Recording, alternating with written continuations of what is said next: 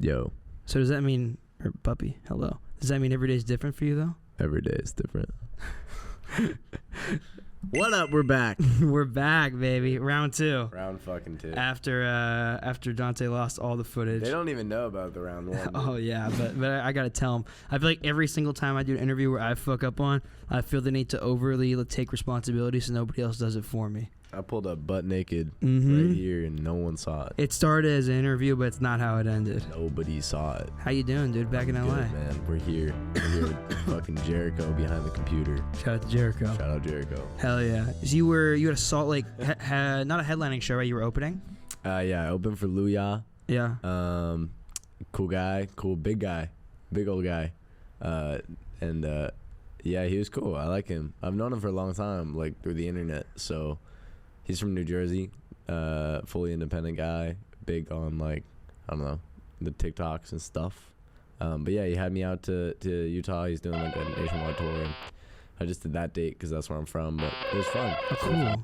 I think that's always really, really sick when like a bigger artist wants to have somebody open their hometown show. I think it's the coolest shit. Yeah, it happens a lot in Utah because no one knows anyone there, and you know sometimes it's like, am I gonna be able to sell tickets here? It's like one of those cities, so like people will have me or it's like 7 or 8 other bands that are local that they'll book, who are just kids in high school, like random kids in high school.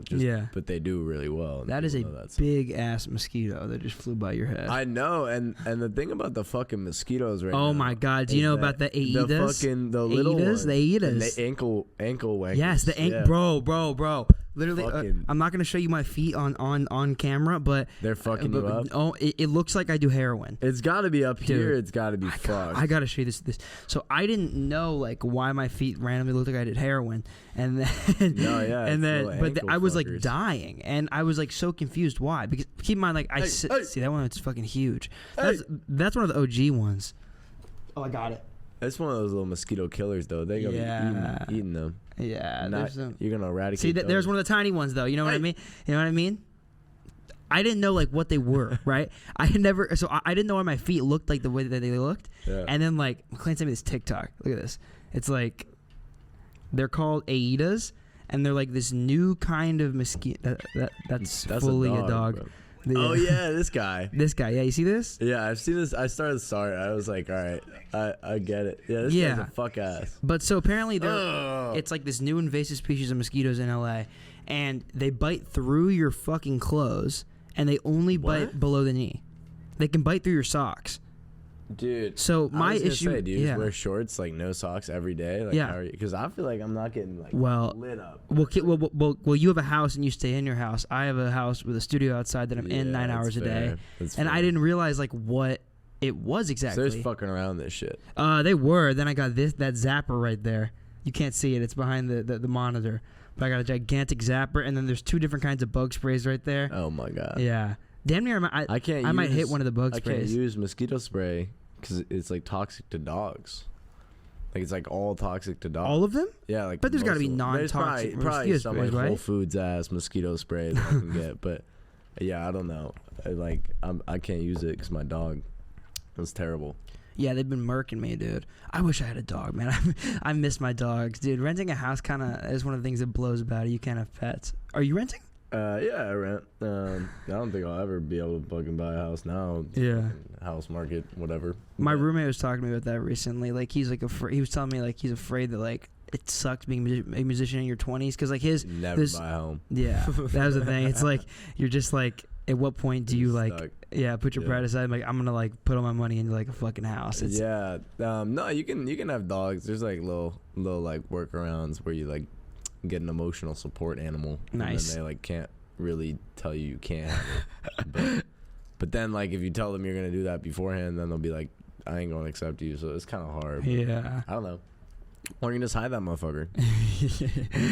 Did you have like a desire to own property? Like, because I feel like that was something that like I didn't consider. Desire to own property. Like I feel like I didn't consider that until like I got older and I started renting a house, and I was like, I had never before been like, I want to own a house. Yeah, but it was like, I think just the idea of like having a space that it's like entirely yours. Yeah, I think that is I feel like that was a wake up call like 3 years ago. I was like, damn, bro, like if I keep doing this shit for the rest of my life, I'm gonna spend like $600,000-$700,000 in like 10 years in LA. Just like fucking renting shit. I want to buy a home.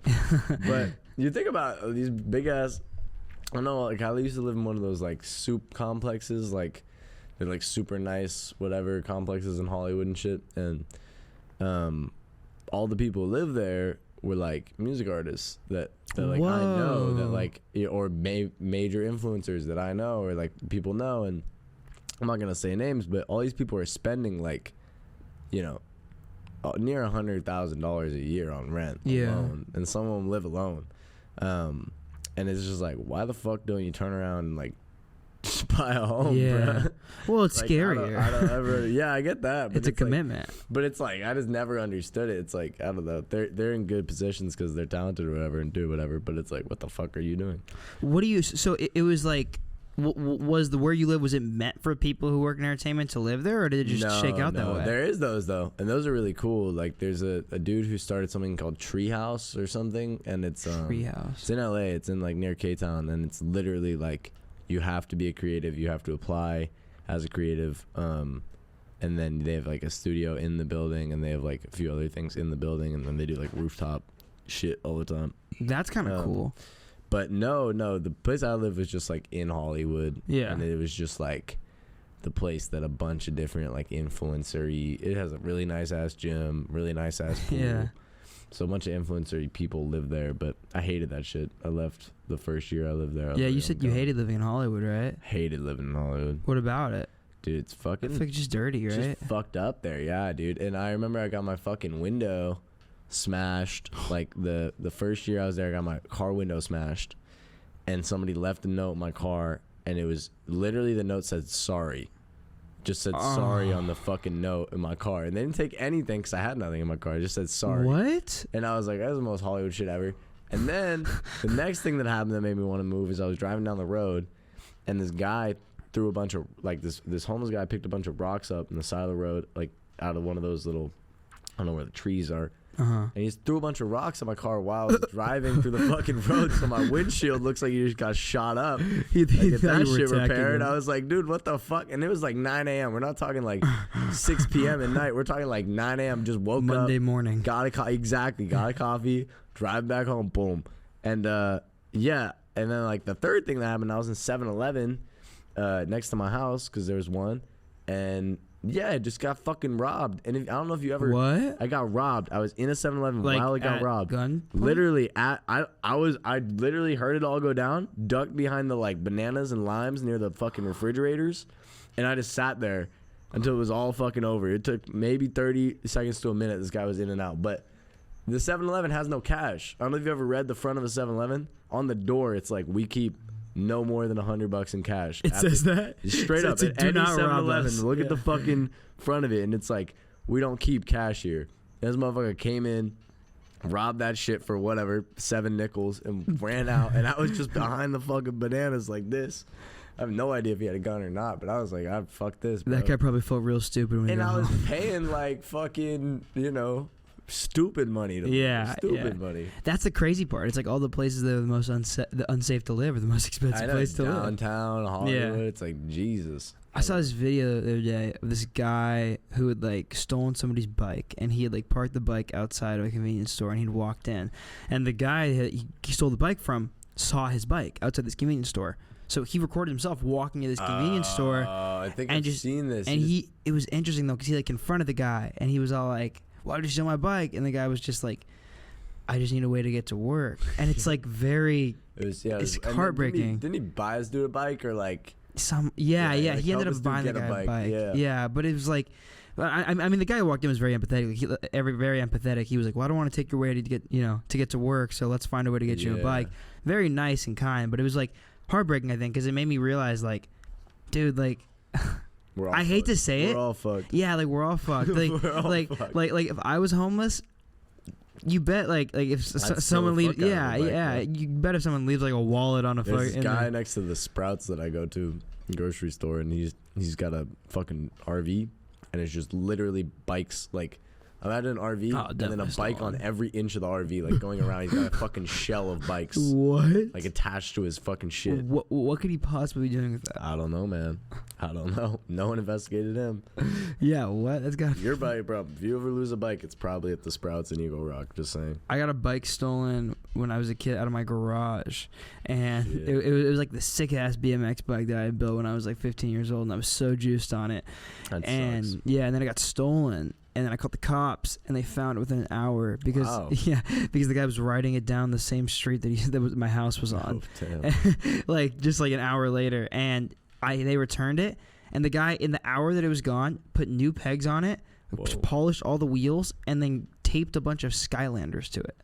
It's like Skylanders. Do you remember Skylanders? Yeah. Yeah. Fucking Skylanders, bro. That brought me back. That was a good ass game. That was a shit. Yeah, but it was strange. That was innovative ass game. But it's weird because it's like there's that weird perspective thing, right? It's like, do I like what am I gonna do? Sympathize with the guy who like stole my bike? But in reality, he definitely needs it more than me. You know what I mean? Yeah, I don't know, man. And that's the fucked up part about it. But I'm trying to ride BMX. So. Yeah, yeah, exactly. At 15, that's what I was trying to do. So that show in Salt Lake, were a bunch of your homies there, like hometown friends and like high school people and stuff? It's always hometown people. And then there's a lot of, what was cool about this one is there were a lot of people in the grade below me that I didn't know. Whoa. That had gone to schools with me that I didn't know. And that was cool to meet them and say hey, because like, you know, I don't know, like silently motherfuckers had seen me my whole life, you know, and I'd probably seen them, but I just didn't know the fuck they were. Yeah. But yeah, super kind people.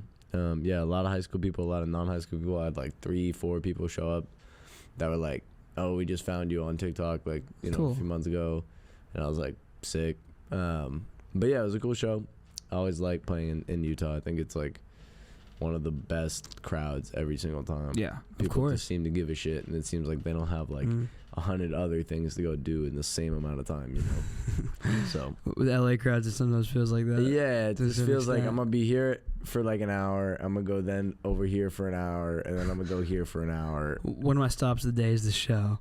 Yeah. Exactly. It's like 4 shows in a night, or like fucking 4 things to do in 3 hours. And I'm like, well, damn, why'd you fucking go to any of them? Like, yeah, that's always been like my vision with throwing shows has always been like the anti that. Like it's always like, how can I make this feel like not like a I don't want it to feel like a night out. You just threw a show, no? Yeah, we did. Was that? A couple days ago. Make Out Music. Yeah, it went sick awesome, lineup, dude. Yeah, it's crazy. Yeah, I remember donating to some. Yeah, thank you, man. You did shout donate out, for it. Shout out women in music. Shout out women in music for shout real. Out women in music. It was a fun one, dude. Emmy Grace is dope. Dude, she went off. I saw her man. at the Haji show. Yeah. She's dope. Maddie Davis, of course, was on my last show. I don't really know. Is it G Luna? Yeah. And yeah, I don't know. Gotta be super sick. And then Ellie Williams is super fire too. Oh yeah, we need more shit like this for real. Thanks, like, man. I feel like a monthly showcase that was like pushing women in LA doing music would go so far, but. Because it's weird. Like, you go to, I go to, what, probably 7 concerts a month, maybe more. And most of the lineups are just men. You know what I hate? I hate the lineups of men with the token woman. Yeah, like, one woman on the lineup to like, make it better. Which, to be fair, my last show had one woman on the lineup. But it was, you know, Maddie Davis is just fucking good. So she's so sick. She's finding a way on any lineup. But, But, like, yeah, it is weird. The whole, like, every show I go to is all men. Yeah. Or you're right. Like there's one woman sitting on the lineup and it's just like, oh, sick. Yeah. You know? Like, yeah, it's like I can almost picture that conversation. Like, they're like, yeah, like, let's get a woman on this lineup. You know what I mean? It never fits the genre. It's never like it's super fucking weird. And that's what I hate. They're always the first person on stage, and it's like, what the fuck is going on? 100%. And it's like you just do not have to do that. Like it's like maybe if you just like spend a little bit more time like research. I don't know. It's hard for me to like shit on people for it. You know what I mean? But it's like simultaneously, it's like, dude, there are so many ridiculous women artists in LA. Yeah, like, LA's good for it. I also hate that term. Female artist. Woman artist. A woman artist. Like, I hate that.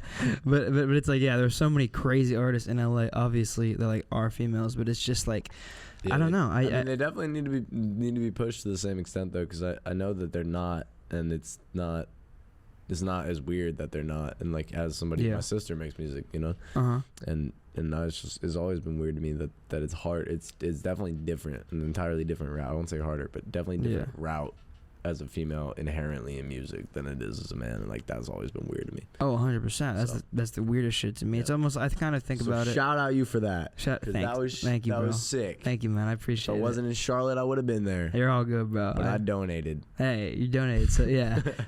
You get your good guy card. There you go. Yeah, I get the like @Buppy father donated on the Instagram. This guy's a good guy, everybody. He's a good guy. Not a good deed if they don't know about it. I almost think of it in the same sense as like mansplaining in a weird way, right? It's like I do feel like there's like this level of like women who are overshadowed by men musicians because the men musicians are kicking and screaming and yelling louder at a certain point. And it's like you can be more vocal because I do feel like people are generally more critical of women in a lot of regards. Yeah, and also I think a lot of the women, and there's no discount to the women who have blown up. Most of the women who have blown up that pertain to what I'm about to say are really fucking talented. Like, of course, yeah. You know, Doja Cat, whatever. But a lot of the women who have blown up. Ice Spice, your biggest fan. By showing, you know, like being a part of the like I'm hot as fuck thing. Which, yeah, granted, you are hot as fuck and you're talented, so do your fucking thing. But there's also a lot of people. Same with men. Like there's men, you know, who blew up for being hot as fuck all the time.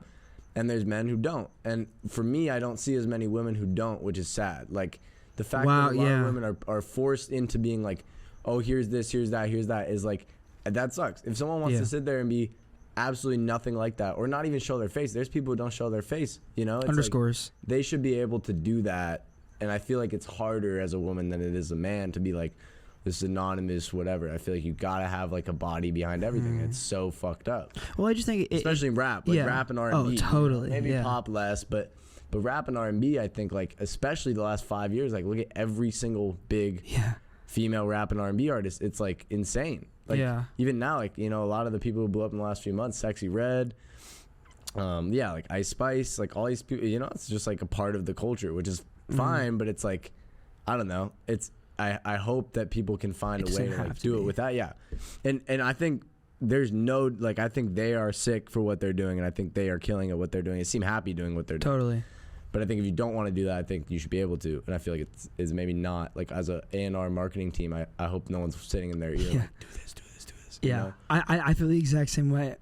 I also feel like it's weird when people are like, see, that's kind of the difficult part, right? Because it's like, obviously, like, if you want to do that, like, go for it. That's awesome. But it's like, at the same time, it's like I agree with you. It's like we don't want that to be the only thing women are blowing up for. Route, you know? Yeah, you should be able to do whatever. Which is kind of like the I don't know, Billie Eilish coined the not doing that, I guess. But yeah, but even like, dude, I remember how. Well, I just think it's like the bigger issue is like the over sexualization of women. Obviously, right? Yeah. It's like women can't be powerful unless they're sex symbols. Yeah. Which is fucked up. But the thing with the Billie Eilish shit was like it was crazy that she tried to be anti that, but so quickly it was like she still became like so quickly like people started sexualizing her. I know. Yeah, even when she was like not like creepy, she wore like baggy hoodies until she was 18. Like I remember that was a big interview she did.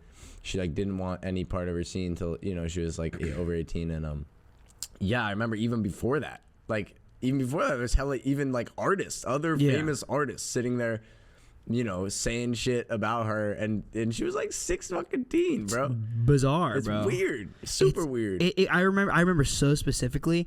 There was this day where it was like this how early or long ago this was. It was like I was still using like Snapchat regularly, and there was like I was probably like 17 years old, 16 years old. Has to be dying, bro. Snapchat stock has to be. It's gotta be dying, bro. It's gotta be. But I was probably like 16, and those little like. There'd be like the stories, and then there was like the below ones, or like the editorial ones, or whatever. News things. Yeah, news things. Yeah, like I saw one, and it was literally just this picture of Billie Eilish, and like her tits were like super blown up in the picture. It was like half the picture, and it was like, and literally the title was all like, "Is Billie Eilish still sexy?" Wow. And I was like, this girl turned 18 6 months ago. You're a fucking creep. That is the grossest shit to me, man. If anyone gets their news from Snapchat, you're probably a weird ass person. Snapchat news, bro. But it was like I just hate the idea that like she had it proves her point so much that like exactly. She didn't do it and it still happened, and that's so ass. Yeah, so ass. But yeah, women in music needs to be worked on. Yeah, no, 100%. It's kind of a terrible state of affairs. But I don't know. Yeah, I mean, kind of to backtrack a little bit, that is kind of where the vision from that show came from. It was like the idea of curating like a night out is not what I'm interested in doing. It's like I want to curate an experience that feels super specific in somebody's head. And it's like I saw these 4 people in a cohesive manner in this cohesive place at this cohesive time, and it made sense, you know? Yeah, and I think it would continue to make sense. And I think there's so many different, artists that like, it should happen more often than it does. So. 100%. Shout out you. Thanks, Good bro. job. I appreciate you. Yeah. All right. I'm a good guy. This guy. I think it's so cool that there were all those kids that like were like from your hometown that went to your show in Salt Lake, because like I think about this a lot. I think I was like a silent fan of a lot of like people in my hometown that were making music, you know? And I think you guys throw shows in the hometowns, right? We haven't in a while, but I really want to again. It's easy to do that. It's easy to go somewhere else and be like, this is my focus now. Yeah. And that's what I always didn't want to do. I tried to bounce back and forth between the two. Yeah. Kind of play equally in LA and Salt Lake. That was my and I mean good on you for like kind of sticking to that, because that was my plan. They're close by, so it's helpful. Like I fucking New Jersey over here. I'm like, I'm sorry, buddy. I mean, I have no excuse though. I'm even closer. but it was like I remember when I first moved here, I was like, all right, I'm probably gonna split shows, do like a show in LA, a show in the Bay, a show in LA, a show in the Bay. But the problem is like, one of the venues I booked at a lot in the Bay Area recently became a 21 plus venue, and we don't do those. I don't do that either. Because why don't you do it? Big L. Yeah. Big loss for you. Yeah. I don't know. I just see a 21 plus show. I'm like, I don't want to go to that. Well, do you think like a 25-year-old Buppy does it?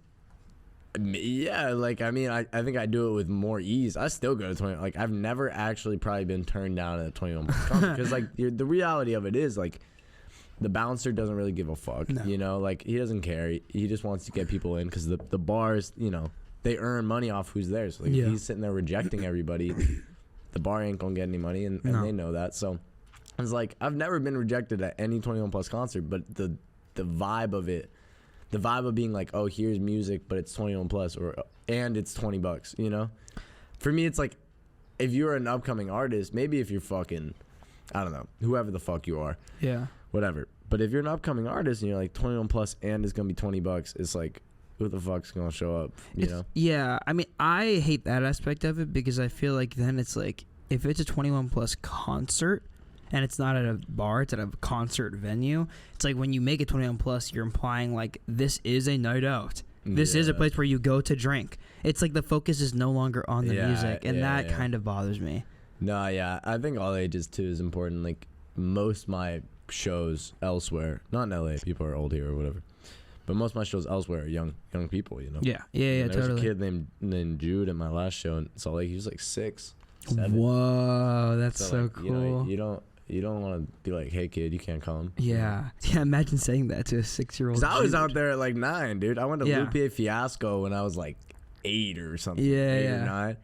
Saw like fucking ASAP, fucking Ferg when I was like, I don't know, 11. Shit was awesome. That's like why I don't throw shows that aren't all ages ever, because like my whole concept is like, I wouldn't be here right now if it weren't for ASAP Ferg. I wouldn't be here right now if it were for Rocky, man. Shut up. But it's like, no, like, I wouldn't be here right now if it wasn't for all ages shows. No, yeah, I fully remember that show though to this day. ASAP Ferg? Yeah, ASAP Ferg, bro. He came out on a stretcher. Like, what? On a stretcher. And then he like had this whole like big doctor thing. Like this doctor came out and he's like on the stretcher and they're pumping. It's like 2 minutes. He's like on the stage and they're like pumping him.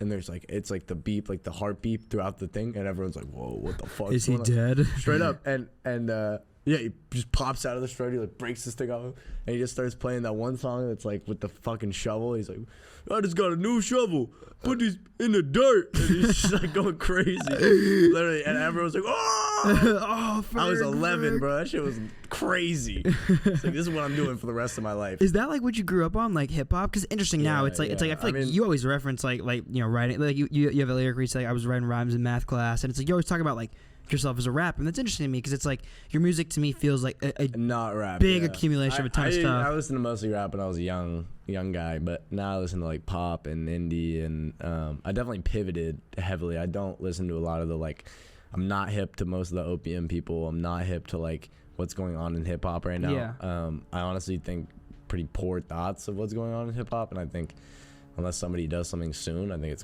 it's gonna like start going like this. It already is, but yeah, it already has been. But I mean, you know, I think like I respect, and my friends, the same friends who I used to listen to hip hop with, still love fucking hip. You know, out here paying $450 to go see Travis Scott, like that. You know, like, but yeah, like I just didn't.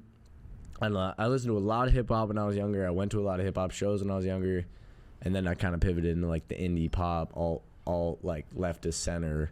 But I like people who use rap, like Dominic Fike, you know. Totally, I love him for that reason. I think he's great at rap. I think my particular type of music, aside from like, I really like singer-songwriter stuff, but other than that, I think it's like somewhere in between indie and rap, where it's, you know, just living in that.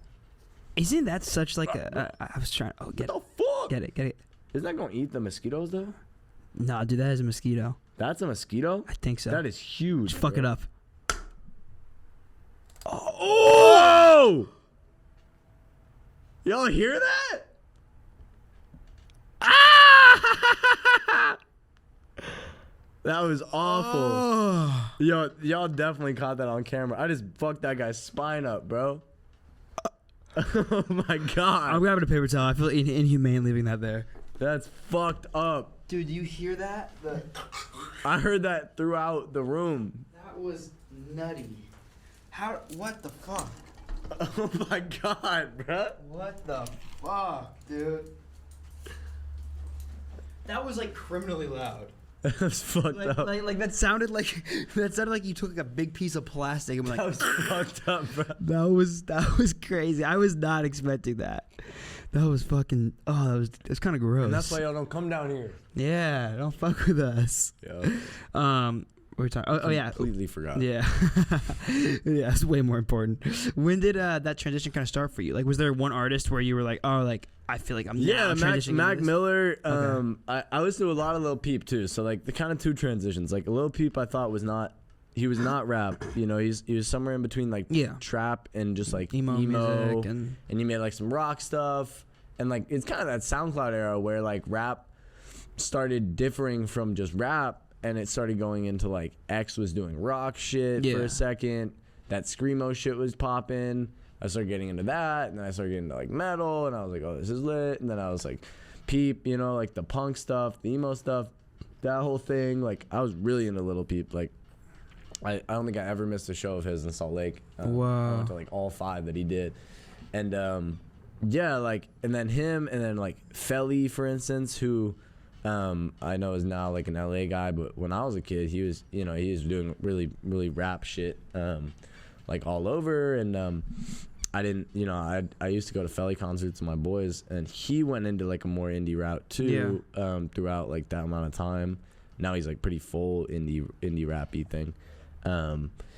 And yeah, like Mac Miller too, you know, same thing. Like started as a rapper, and then he started going into this like lane, and through all Circles those people, is not a rap album really. No, and then even Odd Future, you know, like they were a big inspiration for me for rap, and then they quickly stopped making, you know, like rap. Yeah. They were making like kind of indie leftist center rap, and then Tyler the Creator branches off and it was just like I watched all these people do that, and I was like, their new shit is better than their old shit, respectively. Like it is an evolution for me watching all these people. And I would say like the first albums from every single guy I just named is their best album. But it's like they went somewhere, and that was always cool to me. And I think they evolved. Exactly. And I think the thing with my time rapping was like it is cool, and it was cool. And maybe it could have blown up on. I was doing that shit before TikTok. Maybe it could have blown up on TikTok because I did have like pretty good lyrics and good melodies and whatever. But it wasn't like it wasn't fun to make at a certain point. It felt very copy and paste, and it felt like I wasn't really going anywhere with it. Yeah. So. I feel like there was a certain point where like it's very interesting. I feel like there was a certain point where all the rappers collectively thought that like indie pop and like rock music was cool again.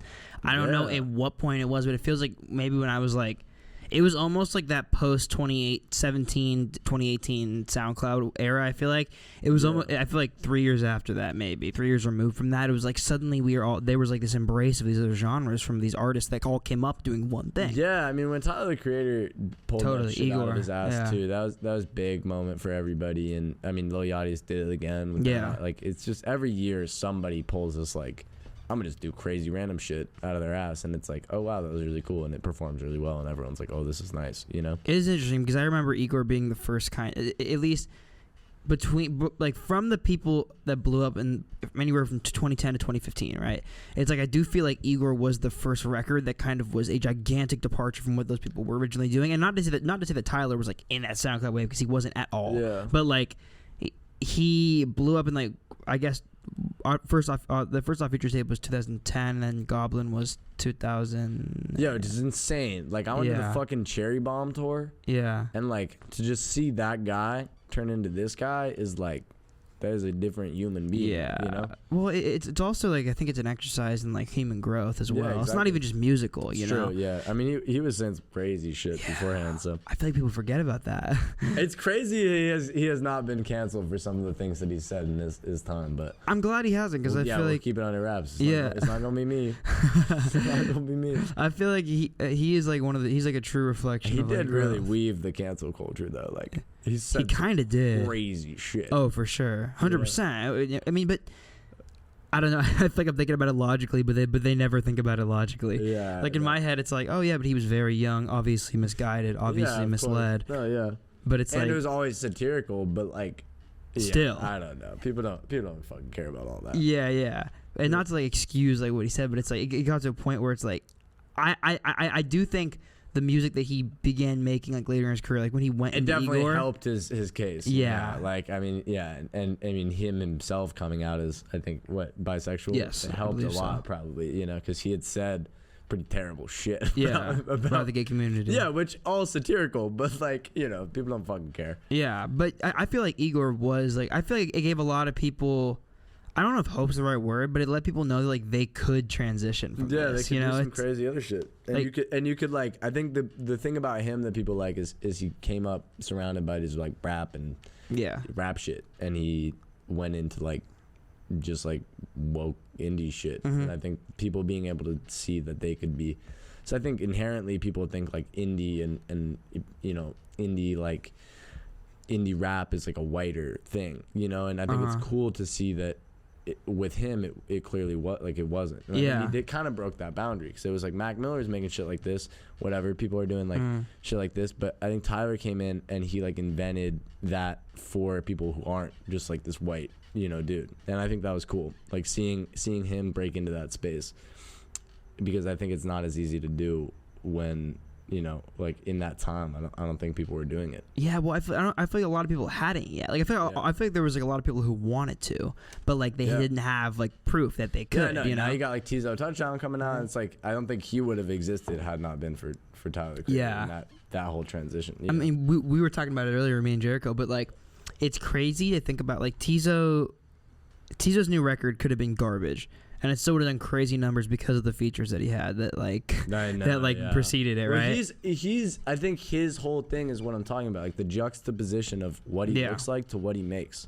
Yeah, you know? Totally. But like that is something that I think people are just catching on to. Yeah. I think it is also like a morphing of worlds though, because like it's cool to me that like hip hop and punk were born out of the same ethos. They were both born out of social and political revolution, you know, and social and political unrest. But it's cool. I feel like at a certain point they separated. You know, it's like they went to different crowds. It's like they both were kind of born out of political unrest, but different kinds of political unrest. Yeah. And it's cool now that I feel like the ethos of the two that is kind of like rebellious and like, I guess like oppositional, you know, like kind of like looking in the face like people who are like oppressing you. Like it's cool that like those two kind of worlds have morphed again, and it feels like people who are like, you know, a lot of the opium guys and like people like Cardi and a lot of different guys like that are like, it seems like they're kind of embracing that punk aesthetic, and even Tizo to an extent. Yeah, I know it's pretty crazy that it's all gone that way. I know like old punk heads are pissed about it, but you think? I think so. Yeah, like the people fucking like the fucking circle jerk heads and shit. Like people are not. I don't think people are down for that, but whatever. It's evolution. I think people are scared of change in music, which I think is like kind of like resemblant of like you not being a real music fan. If you're afraid of change in music, true. That's all it ever is. It's like every new genre is just it's just born out of a combination of other genres changing and morphing together, you know? Well, it pisses me off when shit sounds the same, so... Yeah? Do you think, like I know you said this earlier, like, you feel like a lot of, like, hip-hop is kind of going down. Do you feel like a lot of the stuff coming out right now sounds the same?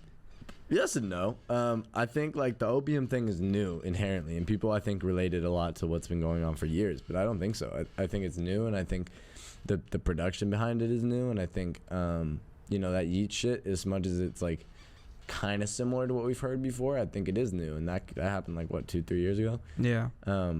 So like as much as maybe people aren't into it, I know a lot of people are into it, but I know a lot of like older hip hop people are like, this sucks, you know, and it's like for me, it's like that is an evolution, you know. And I agree. I listen to all those songs, and I'm like, these have, you know, like everything I've heard from like Destroy Lonely, I'm like, this is dope, you know, it's dope in its own way. In a way that wasn't existing in 2015. Yeah. Well, I think like what's the saying? The first person through the wall always gets the most bloody. Yeah. You know, it's like I do think people who are like real pioneers and real trailblazers in music, like they're always gonna get shit on. It's just inherently always gonna happen, but because they're pushing things, you know.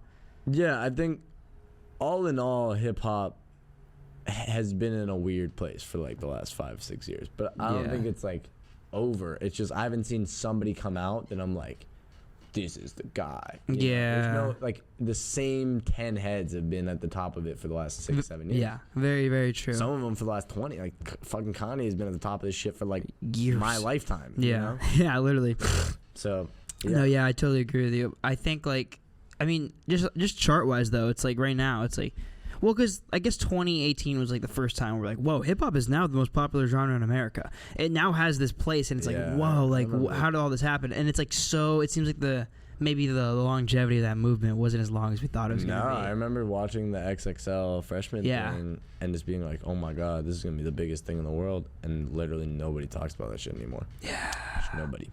It's kind of inspiring, though, like hip-hop, like, just all of a sudden just took over the world, I feel like. I know. I do feel like 2016, that shit was huge. And I think like so many of the musical movements that we see now that aren't even hip-hop related were born out of the SoundCloud era. And it's like we don't have them without it, you know?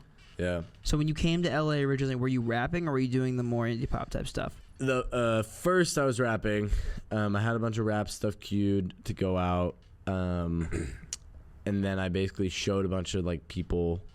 Like I submitted on a bunch of those like review your music live streams. A bunch of the rap music and got torn. Interesting. I just got torn apart. Like all my rap songs got fucking torn. Like everyone was like, why? Terrible. Because you were like a young kid. I know they just I don't know. They thought it was shit. I don't know. It's hard. It's hard to be white and make rap music, man. Like it's just not easy. Like and this is pre Kid Laroi too. I think right before Kid Laroi came out, or maybe during while he's coming up. It's pre 347 Aiden. So the like young white kid rap music thing is like not really a big thing yet. Yeah. As big as it is now. And so I was just putting shit up and like getting it reviewed and stuff, and everyone was tearing it apart. I was like, this sucks. Like, this is the songs I made for, you know, like I used to go to the studio in Salt Lake. I would like work all week, and then I would take all my money to the studio in Salt Lake, and I record a bunch of rap music with this like 60-year-old engineer dude. It's like the only studio in Salt Lake. And he like he's like a band engineer, but I was just in there spitting on the mic. Yeah. And yeah, like all that music that I had made, 40, 50 rap songs probably, submitted all of them, and everyone was just like, dog shit. So I was like, all right, fuck my life.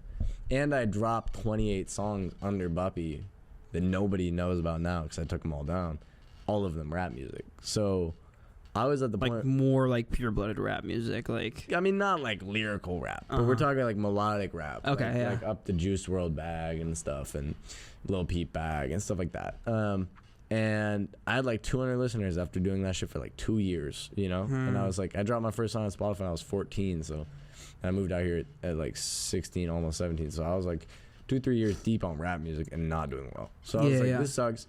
I took it all down, and then I started making like the first stuff I made when I moved here was all like indie pop, kind of in the middle of, you know, and that was when I made Violence and Open My Letter and Tell Me You're Sorry, which are like the first 3 records I dropped. Tell Me You're Sorry is definitely like more rappy, but Violence and Open My Letter definitely not, you know, and those were like the first things, and they performed super well, so that's why I kind of kept going with it. I would imagine that'd be scary because it's like you put like all that time into the rap stuff, and then it was like you suddenly you're like, oh, that's not me anymore. But I was young. The worst thing was the money I spent, but at the time I wasn't thinking about that at all, you know? Yeah. I probably dropped in one summer at that studio, I mean, it was like $60 an hour. I probably dropped like, I mean, gotta have been $4,000 to $5,000 that I put into like making songs that are not out. They're currently not out. They will probably never come out. But you gotta think about the growth that it. Yeah, I mean, it's helpful, you know. Like just spitting in a mic for that amount of time is helpful. But yeah, it definitely was scary, but it quickly, like the first song, I mean, I went from 200 listeners to 30,000 on one song, and I was like, that is, you know, like that is a instant. It's like, hard to not be like, we're good, you know. It's like, let's go. So I was just like, yeah. I mean, I kept doing it from there, and I think I didn't even find my sound that entire year. I think I was just dropping things that I thought were cool. If you look back to like 2021, I think it is, in my catalog, a lot of that stuff has a different sound, and a lot of it's because I was just like, oh, maybe this works, maybe this works, maybe this works. And I think literally maybe this last year and a half is when I was like, oh, this is what I make, you know? Yeah, interesting. Took a while. I feel like that is like, it's weird too, because it's like music's one of the only careers where like your past is like gonna really change your future. And well, okay, that's a bad way to say that because every career is like that. But it's like, but I think music's one of the only careers where it's like people will judge your past or will judge what you're doing now based on like the last thing, right? So it's like, so it's like if they don't like the last thing, even if they love the next thing, they're not gonna say they love the next thing because you're still the guy who made the last thing. I know, it's tough, and I mean that's why, like, you know, I always think about, will I make another artist project? Because I feel like I learned so much through this one so far. Yeah. That like I don't think it'll be the end all be all, because I think if I went in and made something tomorrow, a brand new slate, I think I would 100% do it better than I did this. You know. That's kind of No, I totally get that. And I'm doing fine, you know, and I love the music that I'm making, but I think like all in all, I think I didn't know what I was doing when I started. I think I was just putting shit out. Yeah, but do you feel like you would have to, if you were to make some massive transition, right? Do you feel like it couldn't be under the Buppy name? Like if you were like, if tomorrow you became like a hardcore artist. I mean, I would never retire what I've done so far. I put so much time into it, and you know, there's a lot of people who do love what I'm doing and keep doing it. But yeah, like if I ever wanted to start something else, I don't fear that, and I think that I could do it very well. You know, and I would just want to have the time and energy to like really make it perfect. Yeah. But I think from a sound standpoint, that first year, I was dropping like 7-8 different types of shit. You know. Yeah. You didn't have like your lane yet. No, but they all did, you know, pretty well. It was just like, no, I didn't have I didn't know what the fuck I was doing. Yeah. But what's cool about it is everyone has a different favorite song. Like when I talk to these people, or whenever everyone has a different song they found me off, which is fun. But yeah, there's certain songs for sure that like perform like shit, you know. And I was like, I'm never doing that. Like, why'd I drop that song, you know? It's like random indie song in my like catalog of like poppy rap stuff, and I'm like, why the fuck did I do that? So well, I mean, I think you got to think about it from like, did I learn from that? You know? Yeah. I mean, as like a development standpoint goes, everyone's like, you gotta like only drop things. You're like, it's all the same sound. It needs to be all the blah blah blah, and it's like. Yes, except for TikTok kind of fucked up development. And now you just drop something, and if it blows up, let's go, you know? Well, I just question sometimes where it's like, if you made shitty music for 2 years, right, under like one name, and then all of a sudden you started being the Beatles the next day for no fucking reason, it's like, would people care? Or like would that music do good? Like if that music was truly like that amazing, like would it do good? Yeah, I think it would. I mean, it just depends like who's getting it out. You know, like I think the coolest artists are the ones like Felly, you know, who's been going since like 2015, you know, and he's had so many different, all of it good because he's sick, but like there's other artists who have been out here dropping songs since like 2016 that didn't have their moment. I mean, Tommy Richmond has been out here since 2019, 2018. But he kind of had your transition. I feel like his early shit's very his rap. catalog is deep, deep as fuck, and it was rap, and he's just now, you know, getting the Brent Fayez shit, going on tour. Fucking, you know, like this has been his year, and he started in 2019 dropping shit. It's really and none cool, of that earlier shit. I mean, I met Tommy when he had, I don't know, probably like 10,000, 20,000 listeners. Yeah. I know there was a time where he probably had 200, 300. You know? Yeah. Well, of course, there had to be. So, like, you know? And he stayed on the same artist profile. He never took that shit down. He didn't change any of it. So, like, I think that's somebody where you look at that back shit and you're like, oh, wow, maybe that didn't perform as well. But now he's popping. Yeah. You know? And maybe those old songs are doing better because people see the people see the vision now, you know? Well, that's it. I mean, that is like, I think that's the double-edged sword with it, right? It's like if you remove all your old shit, no one's going to be able to see the thought process that like transformed into your new stuff, right? But it's like if you keep it up and it's not good. So maybe some people are going to be like, oh, like, I'm not gonna listen to the new stuff because the old stuff sucks. Yeah, it's all so confusing. Like, I don't know. You want to be an artist who never missed, you know? Yeah, of course. Like everyone missed at some point. It's just like, how do you hide it? The best artists in the world. I think that every song is a miss for everybody, and the reason I think that is because not everybody's gonna ever like every song. Yeah, and that's just the reality. Yeah, you know, it's like you can drop 100 songs, and it's like you're not gonna find somebody who likes every single one. Yeah, if they're being honest. It's true. But the Tommy shit's crazy. It's crazy that you're right, that he got his moment like now. Yeah, and it's been that for a long time. Fucking long, dude. Long time, yeah. I met Tommy at like a party we had here. I didn't know. So I had Games. I was like a fan of the song Games for like a long time. Yeah, good song. Yeah, and then it's like his first big the first big moment was I don't know, the indie one that he had out. That was his first like good like big song. Electrified Tonight? No, before Games. Big Games was also big. It was like his like Zane Lowe record and shit. Yeah, but I didn't know of him till Games, and then I was a fan of Games for like a while, and then I had met him at a party here, but I didn't know it was Tommy Richmond. I had like a full conversation with him. I didn't know it was him. He was very humble, very reserved. Yeah, dude, for sure. Dude. But yeah, no, I think that shit's really cool to see somebody that like worked that long to get that moment. Have you read the book? Ever read the book The Tipping Point by Malcolm Gladwell? No. Kind of talked about this concept. Like this idea of like us growing as individuals and taking each day as like a lesson, and then getting to the point where it's like you just learn so much. If you keep going, eventually you'll hit that tipping point where everybody starts to understand, you know? Yeah.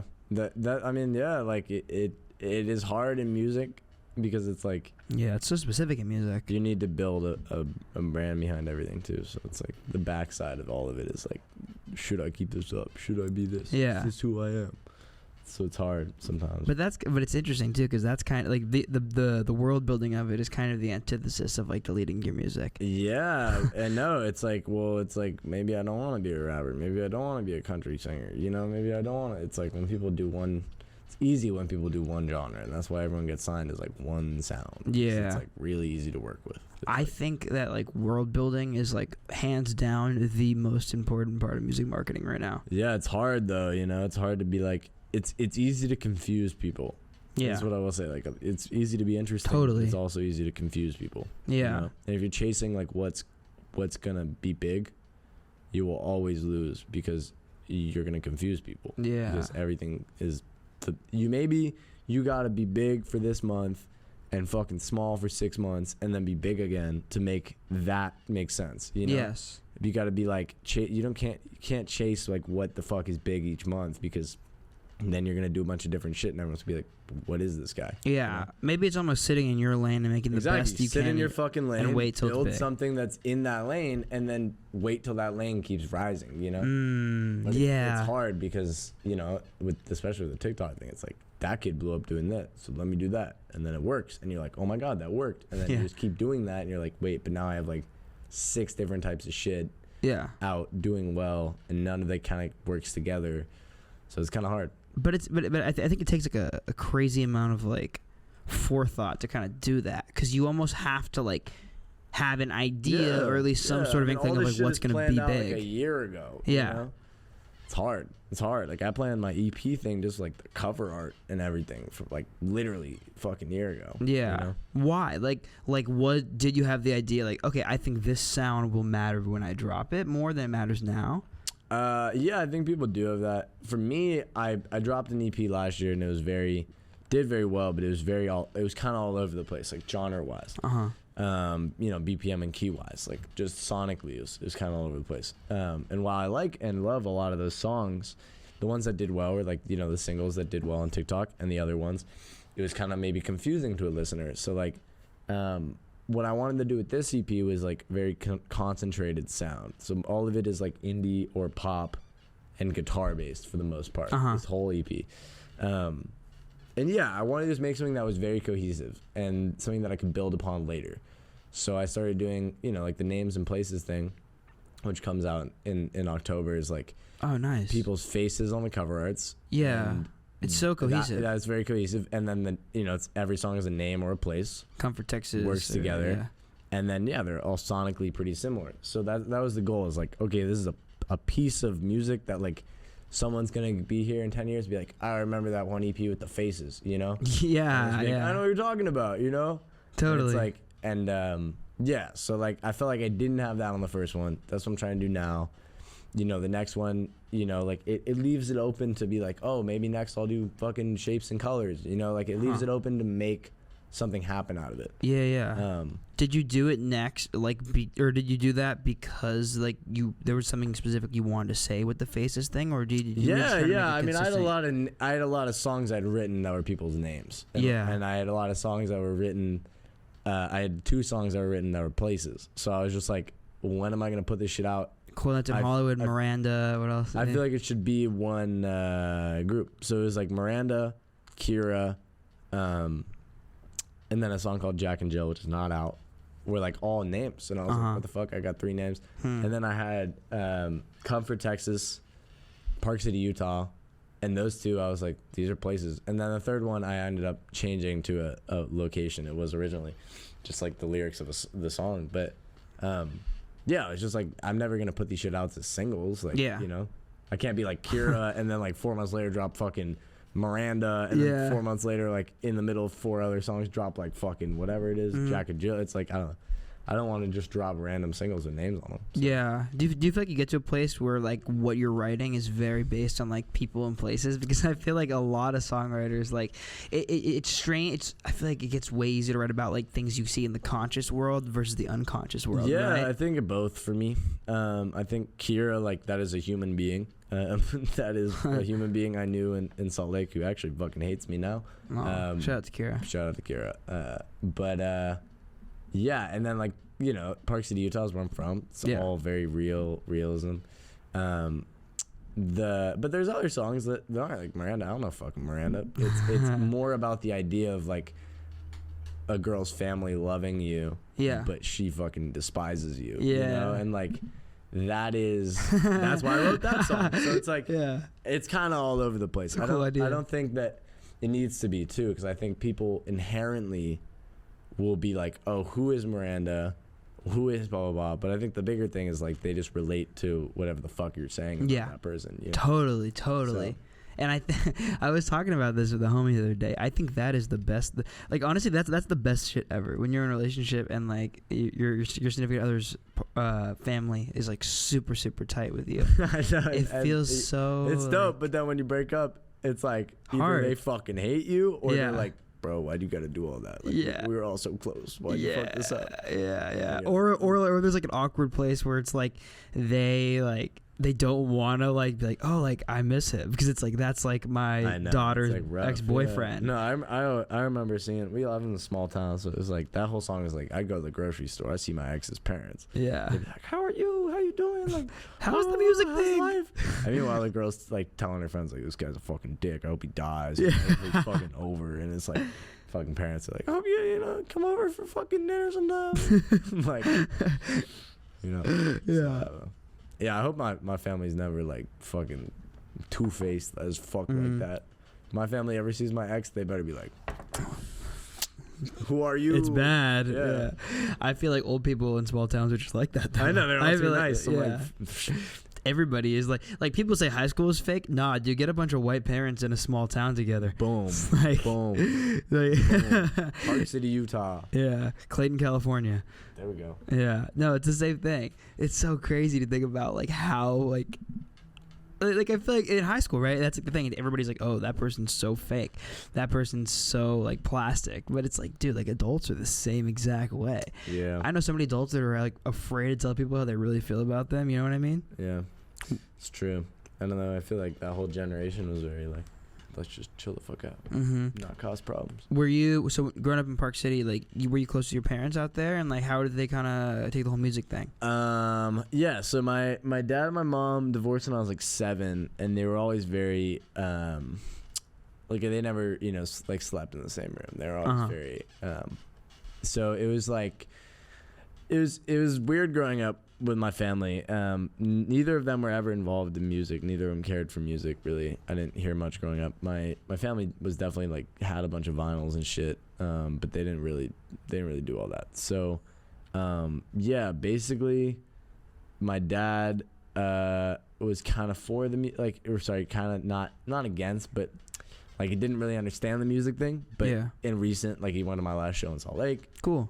And recently, I think as he's gotten older, because he's diabetic and he's kind of getting pretty old now, I think he's realized that I think maybe he wished he did not music, but he wished he did stuff that the motherfucker's been working his whole life, I get it. And he's been on the righteous path, like not faithfully, but like he's always been doing what the normal guy would, you know, college, whatever, work, and it's like, I think maybe he now is like, damn, like what if I did something for myself, Yeah. And I think my mom has always been very supportive of it, and she's probably the reason I'm doing it at all. Because if I was like had 2 parents that were like, sit your ass back down, I probably would have sat my ass back down. You think so? Yeah, I was never like never against. I was good at school. I was always really good at school, and I was never against school. And I honestly wanted to go to Stanford for a long time when I was a kid. Yeah, I thought that was gonna be my life.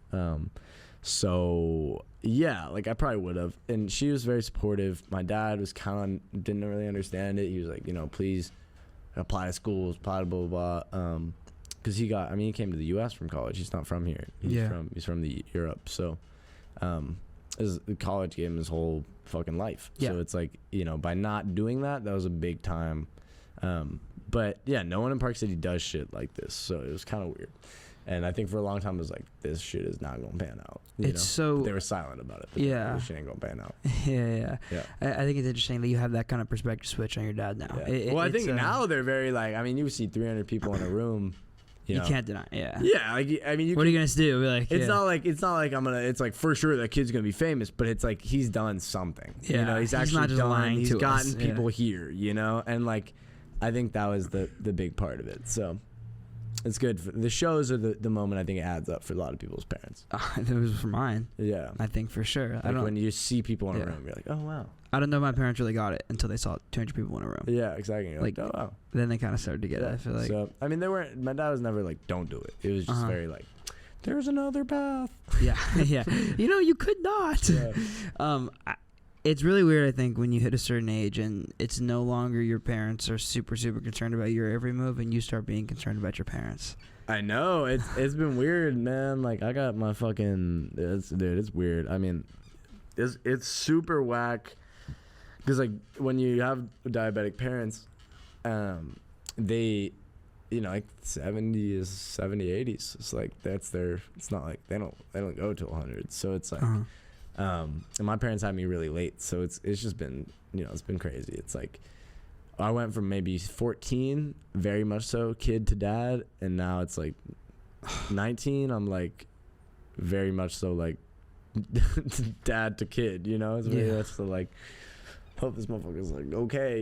It's a weird perspective change because we feel like our parents are superheroes. Yeah, it's just natural. Even if quickly not superheroes, quickly very human being on the same shit you're doing, like same fucking financial issues, same ass bullshit. So it's weird when my mom will like I'll be talking to my mom on the phone now, and I'll say like, oh yeah, like I'm stressed about my car payment. And she'll be like, yeah, now you know what it's like. And like in my head when I was 17, I was like, I know what it's like right now. And then it's like, no, I really welcome didn't. To hell. Like, she was right. Yeah, exactly. It's so strange that like when we're kids, we think of our parents as superheroes and invincible. And I don't even think I thought about my parents as human beings. Like to me, they're very much so just like invincible. The control of your life. Yes. Like, fuck this guy. Fuck this guy. And then you realize how much like, I don't even fathom having a kid because it's like, think about all the shit they paid for you for all those years, and you're just like, yeah, what the fuck? Like, I can't afford my own fucking health insurance. They insured fucking 4 kids. Like, what the fuck? You know? I live in L.A., yeah. I know, I'm like, Jesus Christ. Like, no fucking wonder they were stressed out. I'd be fucking stressed out. Like, shit. I so desperately want to buy my parents' house. I know. That's, like, big moment. And, like, my parents got houses. They don't really need a house. But, like, I want them to have a house, you know? Yeah. They're... Yeah, I mean, they settled at the right time in Utah because fucking that shit was cheap as fuck when they moved out there. Yeah, I don't know. I wish I could do... I don't know. The diabetes thing is expensive. Of course, yeah. So it's like, that's the shitty part of everything. I don't really know much about diabetes. Is it... Sucks. I hope one day I can do something for he's type 1. Type 2 is like kind of when you, by diet, you inherited diabetes, and type 1 is just fucking unlucky, pal. It's just shit luck. Yeah. It's just unlucky, pal. I see. And you can get it both those ways, right? So it's like it's either health you reasons. can get it. You can get it when you're... Oh, you can develop it? Yeah, when you're 50, 60, if you're eating like shit and you're fucking not, working out and you're not really moving and you bend your little insulin receptors basically, and yeah, you can get diabetes, but it's basically just requiring... Your body does not produce insulin. So yeah. Your blood sugar is just all over the fucking place. But I hope one day I can do like some sort of charitable foundation work for diabetes, because it fucking sucks ass. What if you threw a benefit show for it? I would and will. The problem with diabetes is that it's like, I don't even know. Yeah, it's like a tough thing the to research solve. is not what I like. I don't want to put money towards research. What I want to put money towards is like foundations that are trying to make the insulin and shit cheaper and stuff. Yeah, because it's like, I mean, insulin, if you're like keeping your cycle, it's cheap, but if you're out of your cycle, it's like $800 a month. Like they charge an arm and a fucking leg. Jesus. And then you need terrible. these like, you basically like, unless you want to prick your blood every day, they have like devices. Is hell. Yeah. They have devices now that like read your shit, but you only they're really expensive, so your insurance only covers them on like the timeline. But if you say you fucked up one of the sensors when you put it on, you just like, I don't know, bent the fucking prong. You fucked it up. They won't give you another one. You got to pay full price for it.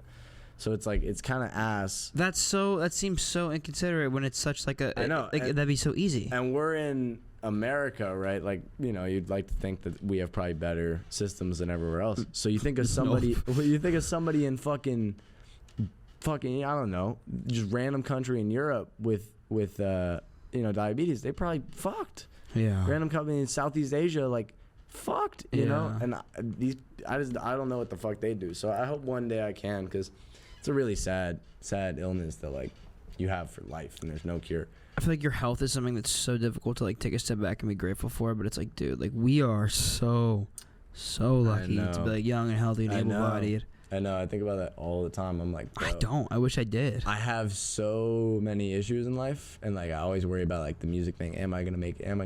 Imagine if you just got like cancer tomorrow. Like, I would just be like, shit. I don't care about the music thing. Yeah. At all, bro. Of course, like, damn. Am I gonna like be okay? It actually happened to this guy Gabriel Black, this artist, and he actually, I think, just inked a deal for his next album with Atlantic. Good for him. Yeah, dope guy. But last year he got diagnosed with cancer. He's been doing chemo like all year. Stopped putting out music. He's like bigger than my size artist.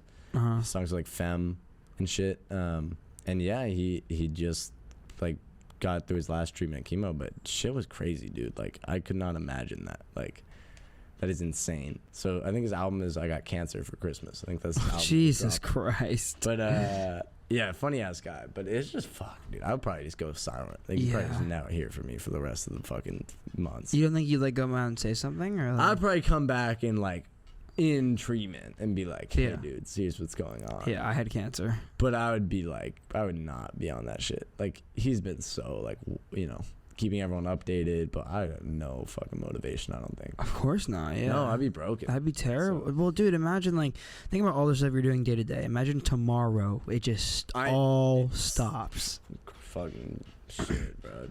It's game changing. But that's kind of what I mean. It's like, whoa. Got a real thing stuck in my throat there. Mosquito. Damn near. But it's like problems are so based on perspective. It's like I try so deeply to like take a step back sometimes and be like, man, like, what am I really stressed about right now? I run a music media company. It's not that fucking stressed about deep. all the fucking footage for the first interview. Going to shit in a dumpster. Yes, but it's like I said, that doesn't matter. Yeah. You know what I mean? It's like shit you like already that. know some artists, if you had texted them that, some artists would have been like, should have not responded. It's happened. They'd been like, no way. Yeah, but it's also like as much as I'm a fan of your music and like loved our conversation, what am I gonna do? Like sit there and be like, oh, like no, I had a technicality issue, life, lost the Buppy interview. You know what I mean? It's life. Yeah, I mean that's the way I kind of run with everything. I try to just treat everybody with like kindness and respect, and like I get time is. And more increasingly in my life, I've realized that time is definitely fucking money, and for it's like sure. It's super hard to like balance everything. It's like I felt like 24 hours as a kid was like so long, and now I feel like 24 hours is nothing. I think of that all the time. Yeah. It's kind of crazy to me. I actually think of that's like I was having a conversation with somebody named I met a guy named Andrew last night. He was very nice. He was over here hanging out with my friends. Shout out to Andrew. But I was talking to him about how as I've gotten older, I feel like I literally have no time in every single day. And it's like every single day I race the clock. I just race the fuck out hours. every day, bro. And it's like I feel like even more so like that. I start waking up at like I'll go to bed at like 1 and I'll wake up at 6 for no reason. 6, just so I could be up for 2 hours longer. That was me this morning. And like I literally woke up and I was like, all right, I'm gonna wake up at 6 this morning. I was like, I don't have this till 10.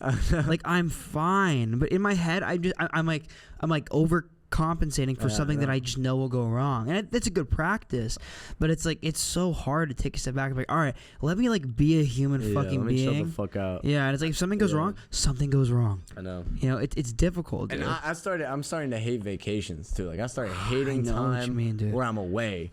And then like I get back here and I'm like, oh, let's go. I'm running. And then I have to go do some shit. Like literally go, like this weekend I'm going and just fucking take my girlfriend to like this resort. And I'm like, damn, I'm away for 2 days. Yeah. You know, and it's like, no, fucker, you're fucking hanging out. Yeah. It's like, dude, like you get to go spend time with like your girlfriend in this beautiful place. Like, there's 400 guys who are just sitting here running, you know? And it's like, I wish like I just never want to leave the race. But it's like, no, I know shit, I gotta go. I know exactly what you mean. Like it's this weird mentality. It's like you feel like you have to always go. And I think it's so like exemplified in LA. Yeah, not exemplified, accentuated in LA. It's like it just gets more and more intense. But then I go back to Utah, bro, and I was just sitting there smoking weed. Like, yeah, same whenever I go back to the Bay. Knock the fuck out. Like, they don't do shit all day. I got friends who wake up at 4 p.m. and then they fucking hang out till like 8 and go to bed at like 9, wake up at fucking 3 p.m. fucking doing jack shit, and then they go to the tailgate and get drunk, wake up at fucking 5 p.m. I'm like, I don't know. That's what it's so weird. I feel like one thing that fucks me over in that regard is like still because I'm really really close to like being a full-time creative and getting out of the restaurant game. Benihana, baby. I'm like really really close. Dude, Benihana, I didn't get there. I didn't get out there. Dude, you have to. Okay. When do you work next? Friday. I'm there. Dude, pull up. I'm actually there. I got you the discount. Wait, it's me and his Greta's birthday. I'll eat a Benihana on her birthday, come with your girlfriend, bro. yeah. Let's do it. I got you guys. Half off. Let's do it. What time? What time should I pull up? Literally. When is best? Let's see what time I work. What is good Benihana time, bro? Let's see. Come at like 7. Dude, like seriously, come. I'm gonna get a clip of this motherfucker chefing up a Benihana, and I'm gonna take a video of it. And we gonna layer it over this. I don't even do that. I'm just a server. Dude, serving up a Benihana. I start at 5:30. Sick. I'm there. Yeah, dude. I'm fucking there. Pull up. But yeah, since I'm like almost out of the restaurant game now, it's like I've realized how much that makes my entire week clock like on speed run more, because it's like I feel like it's like, all right, I have Monday through Friday to get all of these things done, and then it's like I can't like get it out of my head that it's like I need to sprint because like Saturday and Sunday I'm not gonna have, you know what I mean? Well, these dudes, bro, these people who don't work at all, so fucking lucky. Like, I know that like not everyone is supported by somebody, and some people like the true thing about music is like you gotta at some point, if you're an artist, you gotta just take a leap of faith and like you gotta say, I just had a conversation about this. I'm not gonna be stable. I'm not gonna be. This is not gonna be stable. I'm gonna be broke probably 4 or 5 months straight. But if I work my ass off and I make videos every day and I fucking make music every day and I meet people every day and I go to concerts every day, and I'm not working and I'm not making money in the meantime, if I do well, that shit will all come back to me in 8 months. You know?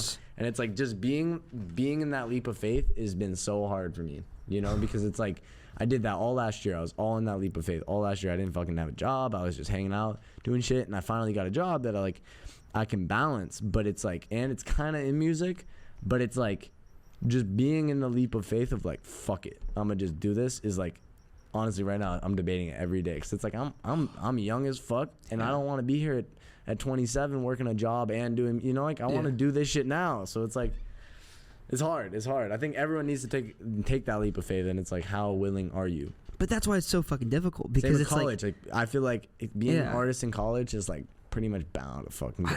I agree. Go to shit, you know. Even if you're at a music school, I think it's bound to not work out. So. But it is like that give and take, right? I remember when tough. Yeah, I mean, I've worked in restaurants forever. I remember when there's only been 1 month since I turned 16 where I didn't work in some form of restaurant. Yeah. And I hated that it shit. Was, yeah. I quit that shit. I got fired from so many restaurants. Oh, I want to hear about that. But it's like, there was 1 month where it was like, all right. I remember I had 23 interviews in 1 month. Shit. This is when I lived in the Bay Area. And I just said, I'm going to quit. Yeah. And I was like, how am I going to make money? I don't know, but I'm going to quit. You won't make money. Yeah, I know. Well, that's what I mean. And then I quit. I did those 23 interviews, and like tons of growth in that period. Like it helped a lot, obviously. Yeah. But that feeling of not knowing, like, and this is like, it would be way more dramatic if it was now, because now I'm like an adult and I have a house and I live by myself. But it's like, this is when I lived with my parents, and it was like not being able to pay for gas, or like not being able to, like, I remember there was one time where I went to an interview in the city, and then I DoorDashed, and I didn't have enough money to get gas to go home, so I DoorDashed in the city until I had enough money to buy gas to go home. I got a buddy in Hawaii who does the same shit. I'm like, can we hang out today? He's like, yeah, I just got a DoorDash enough to get gas to come to you. I'm like, what the fuck? That was what I used to do. Like, that is literally where we're at in America right now. Yeah. Like, yeah, let me just fucking deliver fucking bullshit for like a few hours so I can buy a train ticket. It's literally, yeah. But it's like, that was like having that month where I felt what it was like to have absolutely no money, and like I was still good. I was living with my parents, but it's like that feeling fucking sucked. You're right. I, like, I don't want to do this anymore. Being in that moment sucks, and being uncomfortable sucks. And like comfortability, I think as a human being is like what is essential, but also like, I mean, there's motherfuckers who want it more than you. You know, who have better situations, who aren't working all day, who are sitting in their house, you know, making shit. And like, that's what I think about all the time. It's like, if I sit here and partition my time doing other shit, how the fuck am I think I'm gonna make it work? Because people would put 100% of their week into this, you know, 100%, especially on the music end. Like, don't you think that mindset at a certain point, it shouldn't be like, I need to beat everybody else around me? No, of course I don't need to beat everybody. Like, it's like there's enough room for everybody to win or everybody to eat, but it's like you start to realize that the people who do well, especially in this climate where we're posting videos every day and everything's dependent on that video. It's like, how you gonna do 28 videos a month, 20 fucking posts on Instagram a month, music videos, film that shit, photos, press photos, send out fucking blog posts, send that fucking shit out. Like, how are you gonna do all that while balancing another thing? That's what I've never understood. And I have not seen one person do it properly, you know?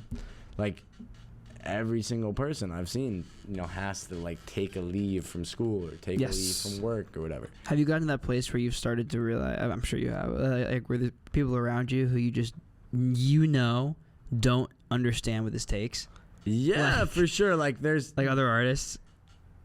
Yeah, there's are you talking about like buddies of mine who maybe started pursuing it with me but aren't doing as hot? Yeah, I mean that, or just people you've met, but it's like people that just don't understand, like there's people I know, and it's people I know who are creative as fuck. I'm like, you could be amazing, but you just don't understand. Like, you just don't know what it understand what it takes. I met three types of people. I met one type of people. Also, maybe that's okay. You know, who are the most talented people ever, but they don't care to be in the limelight. Just so fine, yeah. They don't care to be a part of this. Like, maybe I met a guy who, like, I know a homie who does like commercial insurance, but is the most talented guitar player in the goddamn world. Yeah. And he doesn't want to be a guitar player. He wants to do commercial insurance because that shit pays. That's so okay, yeah. He does that. And then I know another group of people who are pursuing the artist thing, but not doing great, and they do not comprehend, like, they may be the most talented people ever, but they don't comprehend how the structure of this business works. Yes. And that sucks. And then there's a third group of people who, like, just they they are somehow popping as fuck. I don't know how they did it. And they're in a great position, but they have no idea how anything fucking works. Yeah. Like, they have no... And I'm That's like, what I don't get. I don't know if the longevity thing gonna be there, but they're killing it for now, you know? Yeah. But they have no idea. Like, they have no idea how the fuck they got there, and they have no idea where the fuck they're going. They're just like, I'm here. It's I'm interesting, because now let me ask you this. Out of those three groups, where would you rather be? Like if you had to be in one, what would you want to be? I mean, I think the third one leaves growth. Like, if you're a really smart guy, and you somehow find your way to the top of this bullshit, and you're like... You know, you're with the right people and you've had the videos go and you've had the whatever and you're on your moment. I think you can learn. Yeah, totally. You can learn what's going on around you if you're really motivated to, you know. And I think a lot of people do learn while in that position. Yeah, they're like, oh wow, this is what's happening. These are why these guys are doing well. This is the deal I'm signing. Yeah, and you learn all that then. I think it's a cool thing to be like, I'm fucking talented as shit. I could be a music artist, but I'm gonna just be a psychiatrist. Yeah, you know, cool. Like I think that's fine too. I don't think everyone needs to be like, oh, this is my life. This is my livelihood. Yeah. And I think that's my thing. Is like I want to pursue it while I'm young. I want to be out here while I'm young, pursuing that shit. You know, and that's why I'm saying like now's the time to take that leap of faith, because when I'm fucking 40, no, I don't really want to be sitting here on tour or like on a fucking bus, bro. I want to be like. I want to in a cabin writing goddamn money, magnum bro. opus. Yeah, I want some money, bro. Yeah. But you know, for the next 10 years, I'm fine fucking around on a bus. You know, like I'm fine figuring this shit out. Fine doing the race. So I think that's. I'd rather probably be one or three. I don't really want to be an artist like putting my livelihood into it and not understanding how nothing's working out. That sucks. Yeah, which I was. But 3 years ago. Literally 3 years ago, I moved to LA.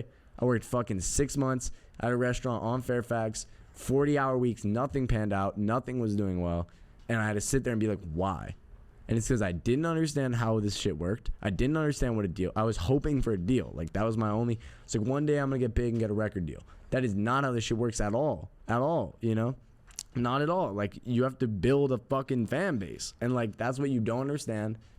No one fucking understands that. Everyone's like, let me just pop out songs. Let me just get a record deal, you know? But the music industry shit, it's like, it's not even like, it's not rocket science. You just have to eat shit long enough to understand it. Yeah, like, you just have to not understand it long enough to understand it. You have to meet people. Yes. You have to put in the years in networking, bro. Otherwise, you won't get it. You'll never, like, learn. Like, I still think I understand, like, 1% of this shit. And it's like, I was in denial about so many things for so long. So long. And it's like, I got to this place where it's like, I am failing and I don't know why. But it's like, I never got to that catalyst where I was going to sit down and ask myself why. Because I was a pussy. No, that's where I was too. I think a lot of people are, whatever that insanity bullshit is, like, I think a lot of people are just pushing the same agenda month after month after month for years. Yeah. And they finally get to a point where they're like, instead of saying at one point, oh, wow, this isn't working out, what can I change? They get to the point where they're like, this never worked out. I'm going to transition into a different thing. Yes. And I think that's why that happens, because they never want to sit there and be like, why? Oh, maybe I could have done this differently. Yeah. It's like they just did the same shit every time, every month, every day. I think we were talking about this, is there's like two things that supersede everything else, and it's make good music and give people a reason to give a fuck. And if you can do those two things effectively, you can learn everything else. But if you just make good music, that is not enough anymore. No, of course not. And that's what sucks. And if you just are really polarizing as a figure, that's still not enough anymore too. You need good music. So but figure out how to make good music first, because if you don't give yourself that, there's no chance. Yeah, you need some time. Yeah. I mean, I wish I even spent more time playing guitar, you know, perfecting the like live part of it, because that took me years, and I'm on a lot of stages and felt very weak on stage. Really? Yeah. First 2 years I performed, I was like, this sounds like shit. And everyone knows this sounds like shit, but ain't nobody gonna tell me this sounds like shit. But I think this last year is the first year that I'm like, damn, things sound good. What changed? The whole fucking technology behind it, the whole way that we do it. Were you playing with the same band, or were you not playing? No, with the band before? Band changed too. I mean, I had one band in Utah first year. They were like, okay. And then I had a second band, you know, that has been my band now, and we played with no backing tracks. Your band's really sick, yeah. Yeah, we played with no backing tracks for the first, you know, whatever amount of shows. And that was cool, but it was a very, like, indie bandy vibe, and it didn't sound a lot like the records. So, and it left a lot of work on the vocal end because I was basically tying I was the metronome. And whatever speed I was going, they were going, right? So like it was really fucking hard. Yeah. And then now, not only have I played so many shows that like I understand how to fucking speak into a microphone and how to, sing into a microphone, but now we have like backing tracks and a nicer setup and in-ears and I mean that like if I could just tell anyone to fucking skip some fucking steps, that's what I would tell them to do. I don't think you can skip straight to that, bro. I don't think you can skip those steps. I feel like you can go straight. I think you can go straight to the backing track thing. Like I think even Monet. Oh, yeah. I think Monet is doing. I think he performs the way that I think I perform. Similarly. Yeah. I know I saw. I play drums for Monet. Somebody, I think, Lance does full band, right? Lance is full band, yeah. Yeah, which is lit. I saw his set. Monet and Lance do the same thing, except Monet uses like a Vocaloid. Yeah, so I also use a vocal preamp, which is a good idea. I think everyone should like make some sort of thing. Because when you play these shitty ass venues, it's nice to have some control of how you sound. I mean, Lance is just such a technically good singer to where like I know he is good. Which is also why the band thing works. Like I've never been. Also, his band is just.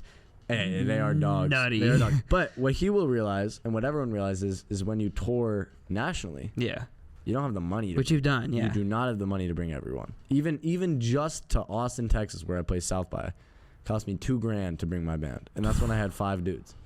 So if any of these people ever get booked for something like that, and they want to bring everyone, it will cost them an arm and a fucking leg.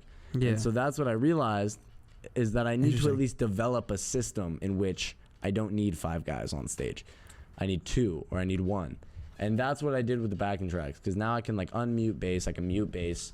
I can say like, fuck it, we're in LA, let me have my bassist come. Mm-hmm. He comes through, he rips a gig. Or we could be in fucking New York and I could be like, I just want a drummer on stage. Unmute everything but the drums and just play it, with that. So you just developed like a system of stems to where like you can exactly. mute different I just took my instrumentals. stems and put them all in a project file and leveled everything, and now like I can mute whatever the fuck I don't have on stage. Interesting. Or whatever I have on stage, I can mute. And then you have different instrumentalists in different places that know how to play these parts. I mean, no, that would be lit. And then one day that'd be, it'd be you sick. Could do that. It'd be sick to know a guy. Yeah, but I mean, the truth is, unless you gotta pay a pretty penny for a guy who can learn your whole set without you being there, without any rehearsals, without. That guy is good, and he is probably on tour with somebody else right now. Yeah. There's those guys are fucking touring musicians. If you want somebody who's gonna build with you, like my band, who are insane, but we rehearse. We rehearse fucking all the time. So like, that's why it's tight. That's why it's their instrumentation is tight. And yeah, I think the backing tracks did help a lot. But so what did you go on tour with? I go on tour usually with a guitarist and a drummer. So like when I opened for Arden Jones and Party Alone, my max, the venue max for an opener was 2+ singer. I could not bring anybody else. They would not allow it because it was a pop gig. Did you go on tour with them or just played one show with them? I played 3 with them. Okay, yeah, 3. So it was like a tour thing that capped it. Tour. But yeah, I mean like whether it was explained that way or whether it was actually that way, it was told to us that there was no more than 2 people coming. So a lot of the time that happens because if the opener cannot have a bigger band than the headliner. Hell no. The opener cannot sound louder than the headliner. They especially if it's a curated tour. And it's expensive, as I said before. Yeah. Every guy, first of all, if you're not paying them, whatever, but you usually are paying them. So each person is money. Each night, and they deserve it, and you're putting them up, and you're paying their transportation. It's gonna end up at like $1,000 a gig, no matter fucking what. So yeah, I bring a drummer, I bring a guitarist. Elsewhere than LA. When I play in LA, I play with a bassist too. I used to have 2 guitarists, a bassist, and a drummer. So one of the guitarists basically doesn't play with us anymore, but he's also just an artist himself. So he's like, I'm busy, but. Yeah, it's definitely better than it's ever sounded before, and I took people out of the equation. Interesting. So like that's what that did for me. But also I have all these stems. My songs are very digital. Like a lot of my shit is synth and keys, and like I never had a keyboardist. So it did not sound similar. Those are all programmed though, like still to this day, or do you play with a key player? Ever? No, I did once. I tried, but that's fucking stupid, bro. Just put a backing track on. Yeah. Motherfucker can't even get the sounds that are in your song. You know what I'm saying? Like, unless you really make those patches for live. But like, we're talking like synths and shit, like with automation and the way that my synths work in my songs. It's like he would have to make that patch. We'd have to sit there and make that shit. Yeah. And that shit is so hard to do. Why don't you just take the exact stem that was in the mix and throw it in the, like, I don't know. For me, it makes the most sense doing backing stuff. But if you're an indie band, of course, what are you doing backing? Well, that's different. I mean, like, you're not like writing these songs on FL. You're right. A lot of the artists we know that probably use bands are fully, in my opinion, would fully sound better not using a band. Like, you think so? It's interesting because I always think the opposite. Live drums is lit. I was never take out a live drum. I feel like you can't replace live drums. I will never sit on the mic alone. No, ever. That you should never. No, fuck that. No way. Unless you fully embrace the ignorance of it. Yeah, unless you have like a DJ, which is sick. And you're like, you know, it's like you're like kind of rappy anyway. Yeah, it's like the vibe. Like there's some people who I think like it works because they fully embrace the chaos of it and how stupid it is, and that's sick to me. Yeah, exactly, and it's like just the vibe, but like of the whole show and set and shit. Fucked them up. But yeah, I think live drums non-negotiable. That shit is on stage. Yes. I think guitar pretty non-negotiable. That shit's on stage.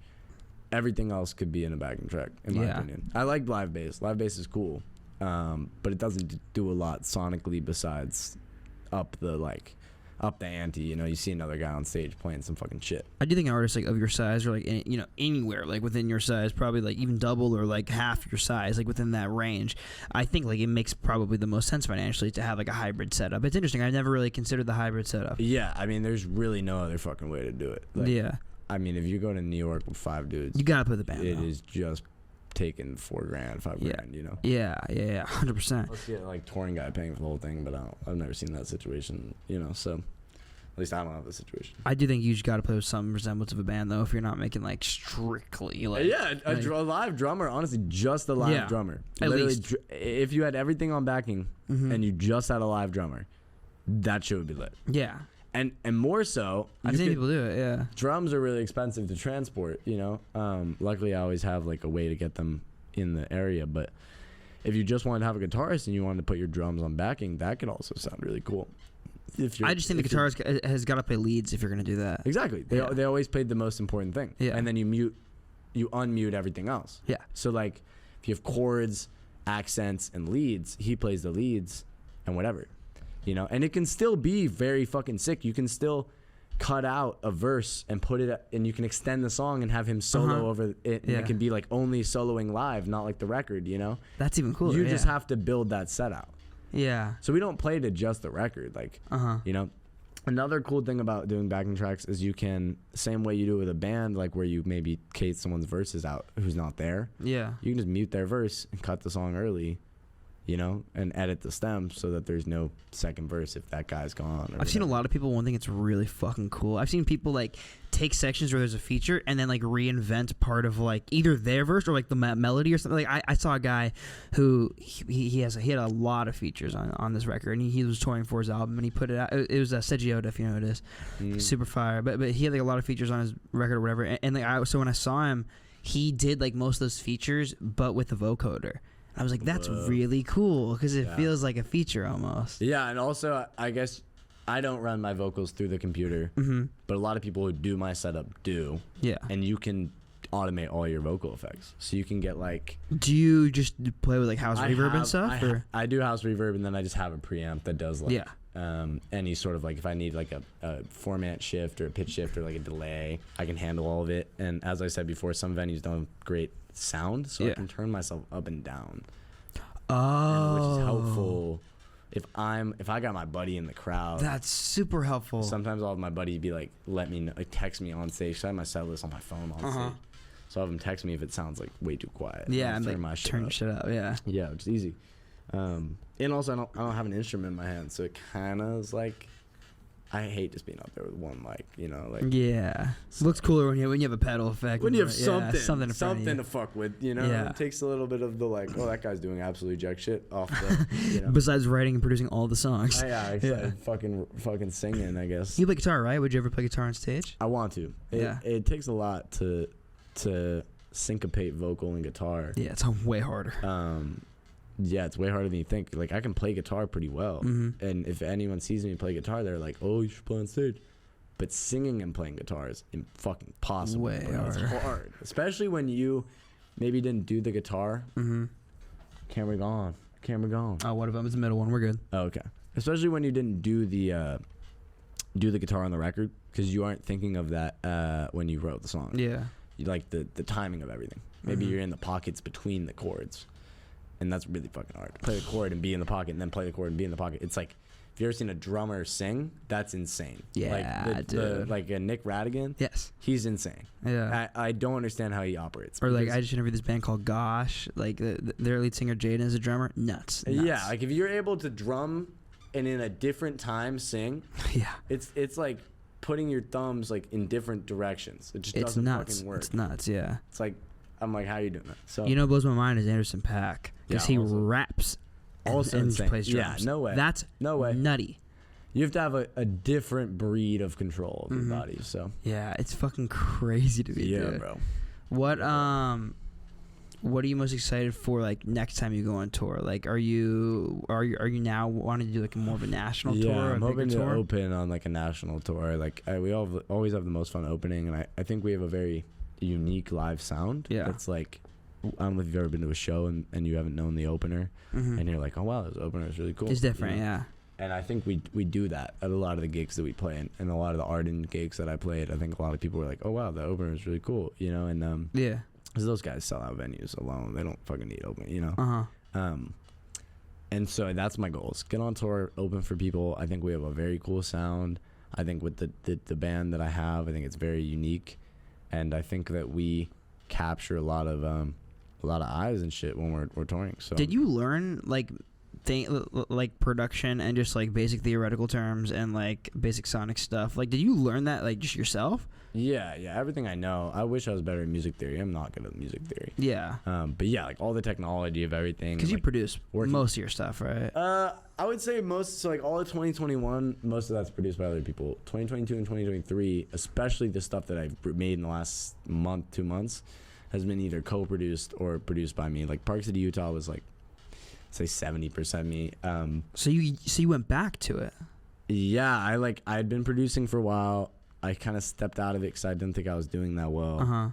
And then I've now come back to it. So I'm hoping that I can like fully produce more records, because I think that control is really cool. Yeah. And it helps a lot with like what I just said with the backing tracks, because you don't have to stem them out from someone else. Yeah. You have all of it. Yeah, because I mean that would be like the harder part, right? Because then you might have to like do like your live mix and all that shit, so you can do it yourself. Deeper, yeah. Luckily, I know how to like mix and do DAW control and stuff, but it's a much deeper understanding when you produce everything. For sure, yeah. Last question, what are you most excited for in the coming year? Oh yeah, EP next month, Names and Places. I've been dropping singles from it. I guess when's it drop? Actually, Friday I have the last single from it drops. Kyra. Cool. Yeah, tomorrow night I guess at 9 here. This should be out not this coming Monday, but the Monday after that. Cool. So last Monday dropped Kyra. But yeah, the Names and Places EP comes out in October. That shit is dope. There's so many songs that aren't out right now on that I'm like, this shit fucks. And then also I've been making a lot of music during the dropping of this, and I'm like, this needs to come out. This needs to come out. Yeah. This thing comes out. Yeah, and like I don't know. I'm really excited to tease the new music. I think it'll be doing really well. I'm excited for the holidays because it gives me time like to just focus on the music and shit. Thankfully, the music industry shuts down. Yeah, I know, but I think everything kind of shuts. You know, like I'm not in. I guess not restaurants. Fuck your life, but nah, dude, I'll be out. I made that was my promise. I always go home, you know, during the holidays, and it gives me a lot of time to sit on my ass and make music and make videos and I mean that's always been the time of the year that things go really well. It's like November, December. I've always had like one song do really well. Excited for that, and yeah, man. I hope anyone sees me on like an opening tour next year. I hope we. You know, like the touring thing, we play like fucking 40 shows this year, so I'm trying to play double that next year, bro. Dude, that'd be sick. But it's definitely hard to get booked. You need to improve yourself when you open. Yeah, so of course. But yeah, excited for everything. Excited for the interviews. Excited to see this. Thank you. Brother. Above the Bridge. Fuck yeah. We're in this bitch. Jericho. Fuck yeah. Dante. Fuck yeah. Shout out to the mosquito you murdered. I know that. I want that clip for real. That shit was. I got you. Yeah, dude. Well, thank you, man. I feel like your story is very cool to me. It's like an exercise in like figuring it out, and I think that's the coolest shit ever. Figure it out. Yep. All right, Buppy. Tell them too what you're at and everything, and where can they find you and stream? Buppy Father on all platforms. He has kids. Yeah, I have a few kiddos. Buppy on Spotify and all that. Apple Music, SoundCloud, whatever else. Fucking Deezer. Nice. Fucking X. Yeah, X. Fucking I'm in South Korea on Melon. Melon. Yeah, you ain't heard about that yet. No. Yeah, man, I'm all over. Look out for some stuff coming out. Videos, songs, all year. Next year's gonna be the good one. Nice. All right, brother. Rob. Thank you, bro. Peace out, brothers. Music matters. Shaw, music matters.